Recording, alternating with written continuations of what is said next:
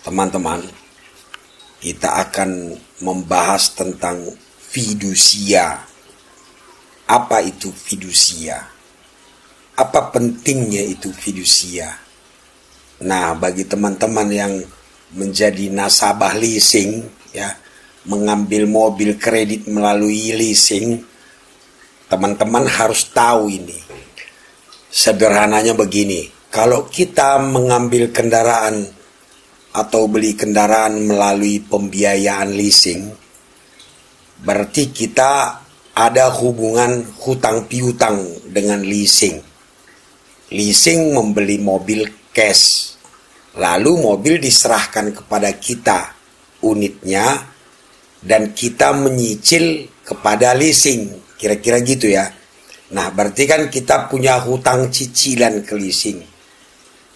Hubungan kita dengan leasing ini adalah hutang piutang atau hukumnya perdata, bukan pidana. Jadi dalam hal ini teman-teman, tidak ada urusan polisi, ya.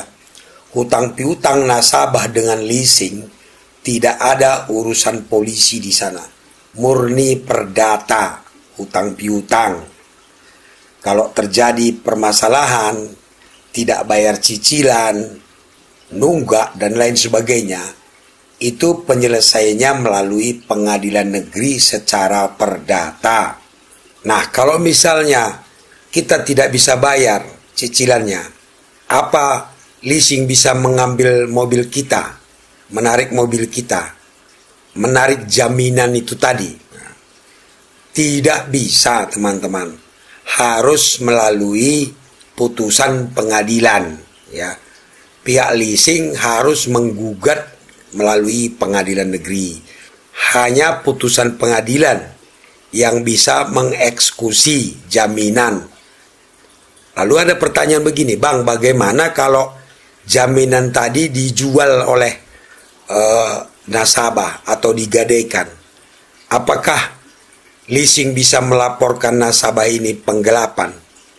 Tidak bisa, teman-teman, karena ini hukumnya perdata, ya. Jadi tidak bisa serta-merta leasing melaporkan nasabah ini penggelapan apabila kendaraan ini dijual atau bagaimana, ya.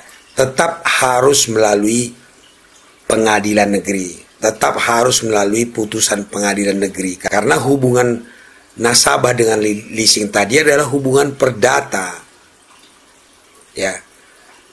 Artinya untuk memutuskan kendaraan ini milik siapa harus melalui putusan pengadilan negeri. Begitu ya, paham ya?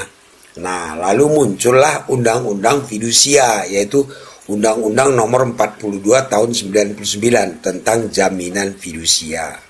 Nah, kalau transaksi hutang piutang tadi, kredit mobil tadi, didaftarkan jaminan fidusianya sehingga mendapatkan sertifikat fidusia, maka berlakulah undang-undang fidusia terhadap nasabah dan leasing ini, teman-teman. Ketika nasabah tadi menjual atau menggadaikan jaminan tadi tanpa izin leasing, maka berlaku undang-undang fidusia, ada pidananya. Jadi leasing bisa melaporkan nasabah tadi pasal fidusia, ya, penggelapan jaminan fidusia, itu bisa dipenjara. Di situ polisi bisa turun tangan. Berlakulah undang-undang fidusia, sehingga kalau kendaraannya, unitnya digadaikan, dijual tanpa izin leasing, maka berlaku undang-undang ini, ada pidananya. Polisi bisa bertindak di sana. Nah, selain itu, kalau misalnya nasabah tidak bisa membayar cicilan atau nunggak, ya, leasing tidak perlu lagi dia menggugat melalui pengadilan negeri untuk menyita jaminan. Cukup leasing meminta izin penetapan dari ketua pengadilan negeri untuk menyita jaminan tadi. Ya, tidak perlu lagi dia gugat-menggugat. Mereka bisa datang ke pengadilan dengan membawa sertifikat fidusia, minta kepada hakim izin penetapan untuk menyita jaminan. Itulah bedanya ada sertifikat jaminan fidusia atau tidak. Bisa dipahami ya teman-teman.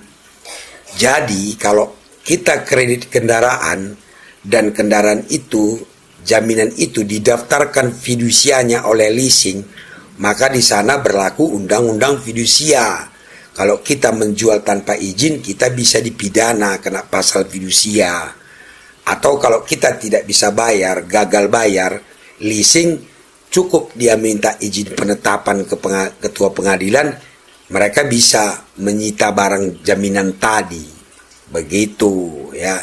Selama tidak ada sertifikat fidusia, selama tidak didaftarkan fidusianya, maka hubungan antara nasabah dan leasing adalah murni perdata, murni hutang piutang. Harus penyelesaiannya melalui pengadilan negeri. Tapi kalau didaftarkan fidusianya, maka berlakulah undang-undang fidusia di sana. Itu bedanya. Mudah-mudahan paham.